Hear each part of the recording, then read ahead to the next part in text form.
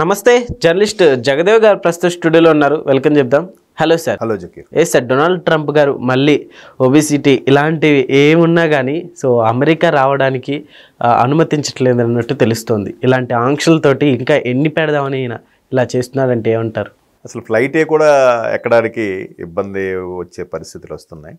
ఒక విధంగా మంచిదే, అందరూ అమెరికా అమెరికా అమెరికా అనిపోయే వాళ్ళు ఇంకా వేరే యూరోపియన్ కంట్రీస్, కెనడానో, ఆస్ట్రేలియా ఎక్కడెక్కడికో వెళ్తారు. ఇంకా ఎందుకంటే ఆయన ఎస్పెషల్లీ భారతదేశం మీద కక్ష కట్టాడు. పిచ్చి పిచ్చి సుంకాలన్నీ విధిస్తున్నాడు. రీసెంట్గా టెక్ అధినేతలు ఎవరైతే ఉన్నారో వాళ్ళందరికీ ఒక సమావేశం పెట్టి మెయిల్ ఏదో ఇచ్చారంట. భారతీయుల్ని మీరు ఎవరు రిక్రూట్ చేసుకోవద్దు, ఒకవేళ చేసుకున్నా టెక్ దిగ్గజాలుగా ఎవరిని భారతీయుల్ని పెట్టుకోవద్దు అన్నట్టుగా. అంటే ఒక సుందర్ పిచాయ్ లాంటి వాళ్ళని, సీఈఓలుగా స్థాయి ఉండే వాళ్ళని ఎవరిని తీసుకోవద్దు అనేది. అంటే ఏదో ఒక విధంగా కడుపు మంటతో ఇచ్చే స్టేట్మెంట్లు ఇవన్నీ. ఆల్రెడీ $1600 ఏదో ఉన్నది $1,00,000 ఎంతో పెంచేశాడు. ఏది డిపాజిట్ అమౌంట్, వీసాకి, చదువుకోవడానికి, ఎంఎస్ చేయడానికి వెళ్ళే వాళ్ళకి. ఓకే. ఇప్పుడు తాజాగా వినిపిస్తున్న వార్త ఏంటంటే ఒబేసిటీ, షుగర్ ఈ రెండు ఎఫెక్ట్ అయిన వాళ్ళకి ఎవరికి కూడా వీసా జారీ చేయడు. అంటే అట్లీస్ట్ మనం ఎయిర్పోర్ట్ కూడా వెళ్ళనివ్వడు అనమాట. దీనికి వాళ్ళు చెప్పే సాఫ్ రీజన్లు ఏంటంటే ఆల్రెడీ అక్కడ ఉండే ఎంబసీలకి, కాన్సులర్కి ఇన్ఫర్మేషన్ ఇచ్చేశాడు. ఏమని, ఇట్లా ఉద్యోగ సమస్యలు, శ్వాసకోశ సమస్యలు, క్యాన్సర్ లాంటి సమస్యలు ఎవరెవరికైతే ఉన్నాయో వాళ్ళందరికీ కూడా వీసా యాక్సెప్ట్ చేయకండి, రిజెక్ట్ చేసేయండి. దేర్ ఇస్ నో, అంటే వాడి ఎంత మెరిట్ ఉన్నా, వాడికి ఎంత ఇక్కడ కంపెనీ ఏ జాబ్ ఏమున్నా కూడా వీసా యాక్సెప్ట్ చేయొద్దు అనేది వాడి కాన్సెప్ట్. అంటే ఎందుకు దానికి వాళ్ళు చాలా తెలివిగా కప్పిపుచ్చుకునే సమాధానం ఏంటంటే అమెరికాలో ఉండే ప్రతి పౌరుడికి కూడా ప్రభుత్వమే ఈ సిటిజన్షిప్తో పాటు ప్రతి ఆరోగ్య బీమా ఫ్రీ, వాళ్ళకి ఎడ్యుకేషన్, హెల్త్ కంప్లీట్గా ఫ్రీ ఉంటాయి.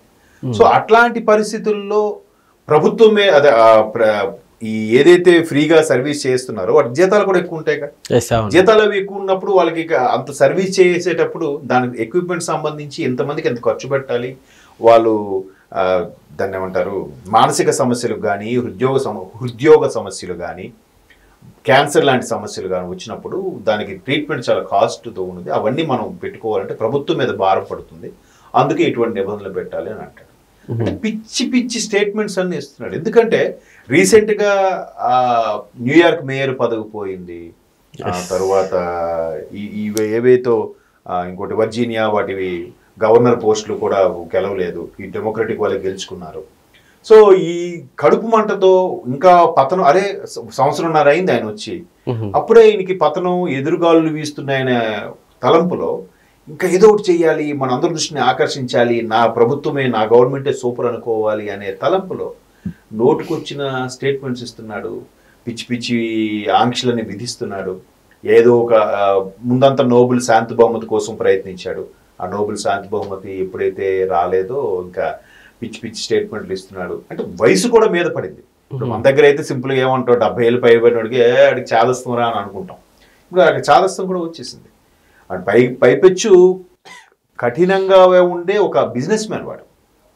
ఒక అంటే అయ్యో జాలి, కరుణ ఇటువంటివి ఏమీ లేని ఒక బిజినెస్ మ్యాన్ అంటే ఎలా ఉంటాడు, ఎంతసేపు బిజినెస్, నాకు ఎంత వచ్చింది, నేను ఎంత ఒక ప్రాజెక్ట్ మీద ఎంత పెడితే నాకు ఎంత షేర్ వచ్చింది, ఎంత లాభం వచ్చింది, ఇదే ఆలోచిస్తాడు తప్ప ప్రజల కష్ట సుఖాలు కానీ, పార్ట్నర్స్ యొక్క అభిరుచులు కానీ వేటిని టాలరేట్ చేయడు వాడు. సో అటువంటి వాడికి అధ్యక్ష పీఠం రెండోసారి ఇస్తే ఇంకెలా ఉంటుంది. కసిగా వచ్చాడు. రెండోసారి కూడా ఆయన క్యాన్వాసింగ్ జరుగుతున్నప్పుడు బుల్లెట్ జస్ట్ చెవి పక్క నుంచి వెళ్ళడం, ఆ ఇంజ్యూరీ అవ్వడం, సానుభూతి క్రియేట్ అయిపోయింది. లోకల్ కాన్సెప్ట్ ఏది స్థానికత అనే మీద ఒక్కసారిగా సానుభూతి క్రియేట్ అయిపోయి మొత్తానికి గెలిచేశాడు. లేదా గెలవాల్సిన మనిషి కాదు అసలు, అంటే నువ్వా నేనా అనే ఉన్న పరిస్థితిలో ఉండేది. సో ఇప్పుడు ఏదైతే మనకి భారతదేశంతో సత్సంబంధాలు సరిగ్గా నెలకొల్పలేకపోతున్నాడో, పైపెచ్చు మోడీ ప్రభుత్వం కూడా ఎంత చాకచక్యంగా వ్యవహరిస్తున్నారంటే వాడు ఎవడెవడ మీద ఆంక్షలు విధిస్తున్నారో వాళ్ళందరినీ కలుపుకునే ప్రయత్నం చేస్తున్నారు.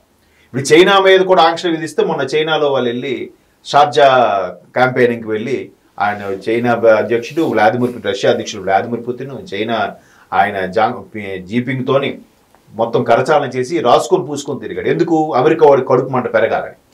ఏం చేసుకుంటో చేసుకో. అంటే ప్రపంచంలో ఉండే 197 ఎన్నో దేశాలు ఉన్నాయి ఇప్పటివరకు, మొత్తం అన్ని ఖండాలకి కలిపి. ఈ 197 దేశాల్లో కూడా నాకు తెలిసి ఒక 2-3 దేశాలు తప్ప మిగతా అన్ని దేశాల్లో కూడా భారతీయులు ఉన్నారు. భారతీయులు లేని ప్రపంచమే లేదు, దేశమే లేదు.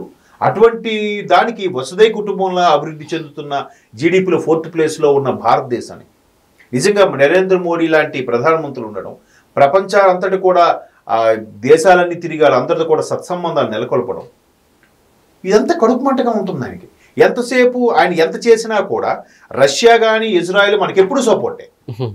ఇజ్రాయెల్ వాళ్ళు మనం వాళ్ళకి కోరుకోకపోయినా, వాళ్ళకి మనం హెల్ప్ అడగకపోయినా, ఇజ్రాయెల్ మనం జస్ట్ వాళ్ళ వైపు చూస్తే చాలు వచ్చి మనకు హెల్ప్ చేస్తారు. మీరు వాళ్ళు మొన్న ఆపరేషన్ సింధూర్ అప్పుడు కూడా మన ఇండియన్ ఆర్మీకి ఒక లెటర్ రాశారంట, మీరు పాకిస్తాన్ వాళ్ళ దగ్గర ఎక్కడెక్కడ ఆటమిక్ ప్లేసెస్ ఉన్నాయో ఆటం బాంబు సంబంధించి అవి మాకు జస్ట్ ఇన్ఫర్మేషన్ ఇవ్వండి చాలు, మేము మిగతా చూసుకుంటామని. కానీ మన వాళ్ళు వదిలేసారు. అంటే వాళ్ళకి కూడా తెలియదని కాదు, అంటే మేము మీ వెనకున్నామని చెప్పడానికి వాళ్ళు ఇచ్చే ఒక సందేశం అది. అట్లాంటి ఇప్పుడు ఇజ్రాయెల్ లేకపోతే అమెరికా గవర్నమెంటే పడిపోతుంది, ఇజ్రాయెల్ సపోర్ట్ లేకపోతే. ఎందుకంటే ఏదైతే ఇజ్రాయెల్ వాళ్ళు ఉన్నారో వాళ్ళని జూడిస్ ఏదో అంటారు, వాళ్ళు జ్యూస్ అంటారు. ఆ జ్యూస్ సంతతి చెందిన వాళ్ళందరూ కూడా ఇప్పుడు ఎలాన్ మస్క్ లాంటి వాళ్ళు మంచి మంచి బిజినెస్ స్థాయిలో ఉన్నారు. ఎక్కువ మంది సింహభాగం అమెరికా యొక్క జీడిపిలో సింహభాగం ఉండేది ఆ జ్యూస్ సంతతి చెందిన వాళ్ళే. ప్రతి ఇన్వెన్షన్ వాళ్ళకి సంబంధించిందే. సో వాళ్ళు కానీ వెళ్ళి తిరిగారా అమెరికా కొలాప్స్ అయిపోతుంది. సో అందుకు అటు ఇజ్రాయెల్ ఏమి ఎదురు చెప్పలేరు, రష్యాకైతే మాట్లాడలేడు. మొన్న దాన్ని ఉక్రెయిన్ మీద రష్యా అటాక్ చేస్తున్న దానికి ఈ సపోర్ట్గా వెళ్ళాడు, కానీ తిరిగి ఉక్రెయిన్ మీద సీరియస్ అయిపోయి తప్ప రష్యాని ఏం చెప్పలేకపోయాడు.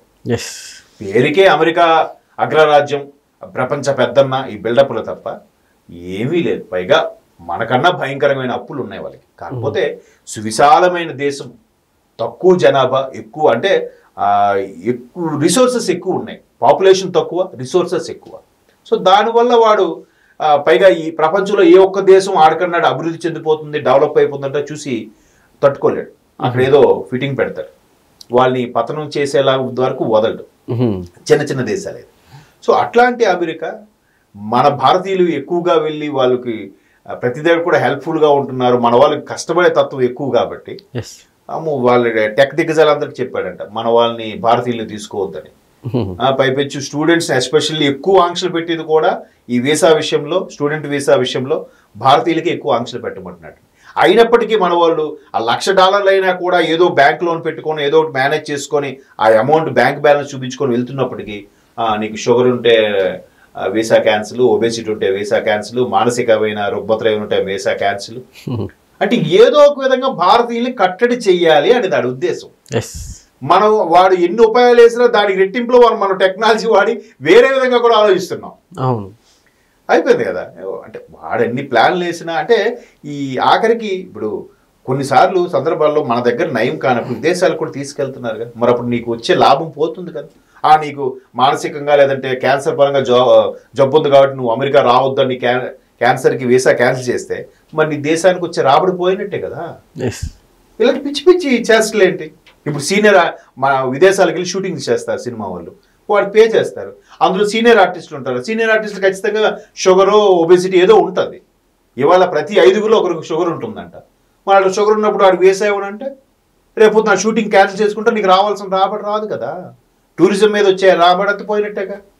మరి అట్లాంటి పిచ్చి పిచ్చి చేష్టలు ఎందుకు చేస్తున్నాడో తెలియట్లేదు. చూడాలి మరి ఇంకా కొత్త పుంతలు ఏం తొక్కుతుందో, కొత్త రూల్స్ అండ్ రెగ్యులేషన్ ఏం పెడతాడో వెయిట్ అండ్ సీ. ఇలాంటి ఆకాంక్షలతో అయినా మన భారతదేశం అటు మొగ్గు చూపకుండా ఉంటుందో లేదో చూద్దాం సార్ ఒకసారి. Thank you.